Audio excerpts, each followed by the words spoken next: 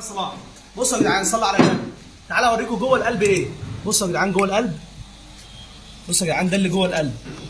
بصوا القلب بيبقى بالطريقه دي.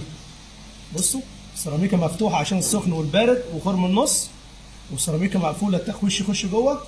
بصوا يا جدعان، ده القلب. بصوا ده شكل القلب اهو. بصوا كده من جوه عامل ازاي. اللهم صل على سيدنا محمد. بصوا ده شكل القلب اهو. بصوا المنظر. بصوا الطبعه من هنا. اللهم صل على سيدنا محمد. بصوا بقى هنا يا جدعان، ركزوا كده. شايفين الماده دي؟ الماده اللازقه دي. بص اهو، دي ماده. من غير الماده دي القلب ما يشتغلش. انا بقى عايز اقول لك ما تستضعفش حد، ما تستضعفش حد مهما كان هو ايه، عشان ممكن يبقى ضعيف بس هو سايبك بمزاجه، او ما تستقلش بحد عشان ممكن يكون هو باله طويل وبيحب يسامح.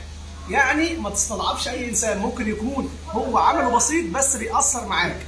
استغفر ربنا كتير وصلى على النبي محمد، ويا ريت نسامح بعض وعيش في الدنيا كأنك غريب. صلى على الحبيب.